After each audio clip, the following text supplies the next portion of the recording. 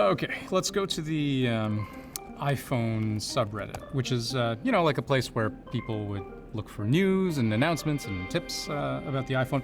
And so here we get the error message. It says the iPhone subreddit is a private community, and then the explanation, it's private in protest against Reddit's changes to API. Now, if none of what I said makes sense, don't worry, I'm here to explain. And in the spirit of the story, I'll try to do it like you're a 5-year-old.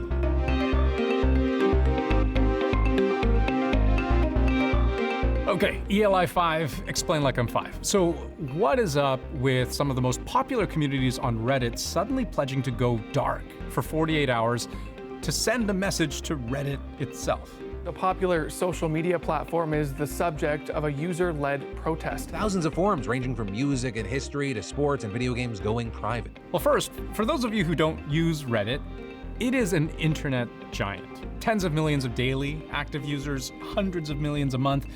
It's basically a massive online forum where people post questions, deep thoughts, videos, memes, you name it. But what's cool about it is that there's a different sub-forum or subreddit for almost any topic imaginable. So let's go to Personal Finance Canada, where Canadians ask questions about RRSPs, TFSAs, mortgages, whatever. But you could also go to the Denver Nuggets subreddit to celebrate them taking down the NBA championship, or a community called That's Insane, just to see crazy videos of crazy people doing crazy things. And then there's my personal favorite, the Super Bowl subreddit, which you'd think is a place where football fans go, except it's actually just where people post pictures of superb owls. Yeah, Reddit has a sense of humor. Except now, I actually can't go to the Superb Owl subreddit because it's just not open anymore. Like, everyone's locked out. You see, all of these little communities, these subreddits, are independently run. They're like stores in an endless shopping mall. And there are thousands of these stores that are really, really upset about how the mall plans to make money. So it's like they're going on strike.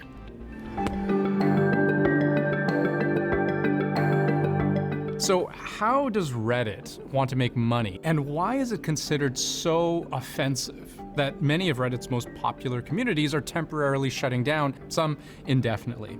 Well, basically, Reddit wants to start charging software developers who make a lot of the programs people use to access Reddit. Because, you can use your default browser, or, you could use Reddit's official app to use the site. But third-party developers have made all kinds of powerful tools to really use the site like a pro. And they're the ones Reddit wants to start making money off of. So imagine this. You're at a pizza place. That's Reddit. And you can browse around, walk directly to the kitchen, tell the chef what you want to eat, and they'll prepare it for you. It's functional.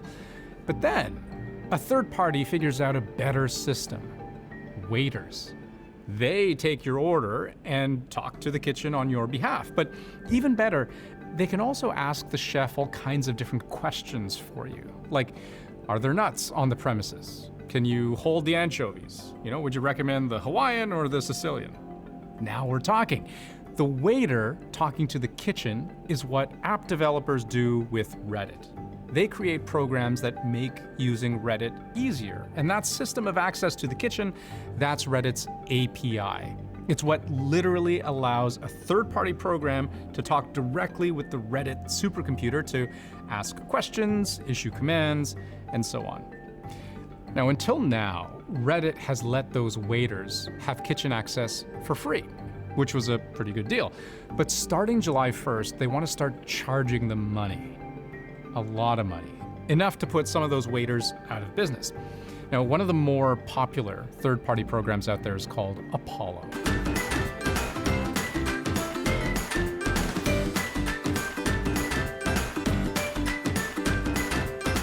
Now, the man behind Apollo posted on Reddit, funny enough, that under the current plan, he'd be charged almost $2 million US a month just to keep his program the way it is.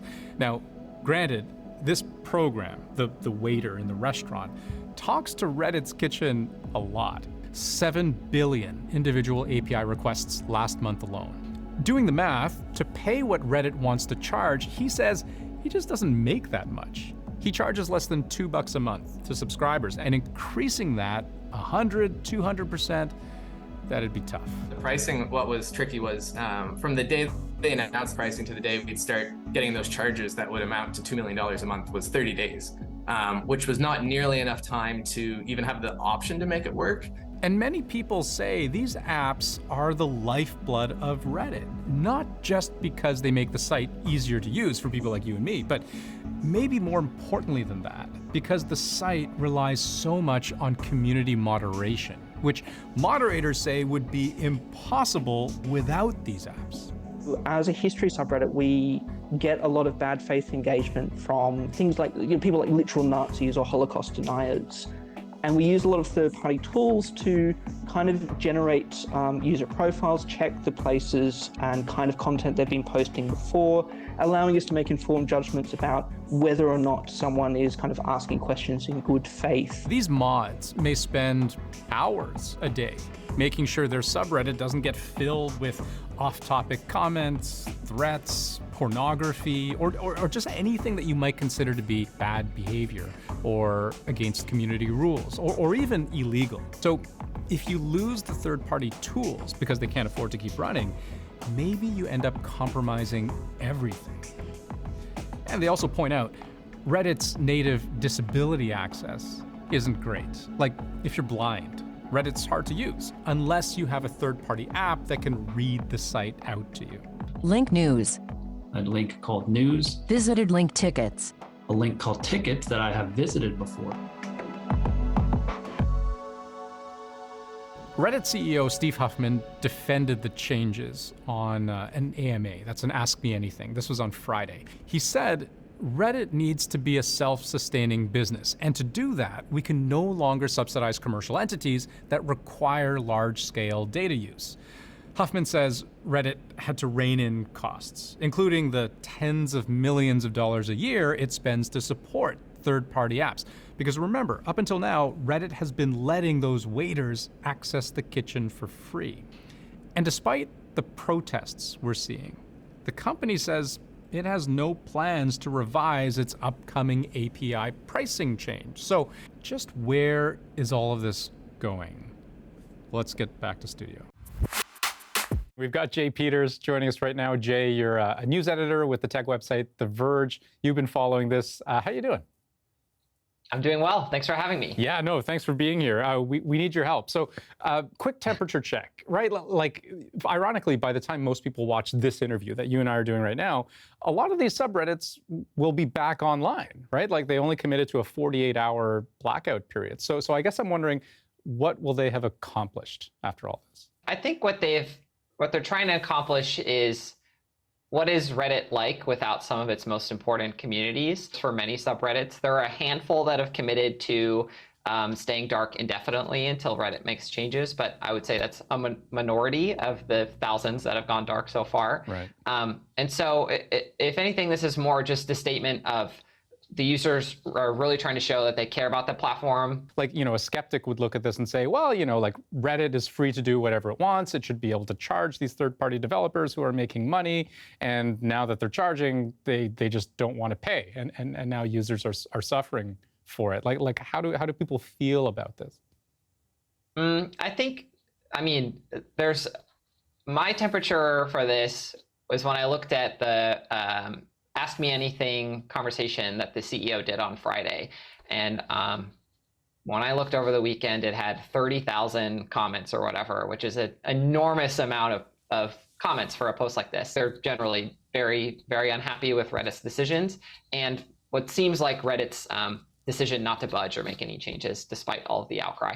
Okay, so then on expectations, what do we expect all of these major communities to do if they don't get what they're looking for by July 1st? I mean, are we going to see another 48-hour lockout, longer than that? Who knows? We have to wait and see if some subreddits just continue their blackout and staying private, if there's any sort of organization to do another protest later this week, later, this month, next month, whatever. We're just gonna have to wait and see what the users decide to do. Hey, Jay Peters, really good to talk to you. Thank you so much.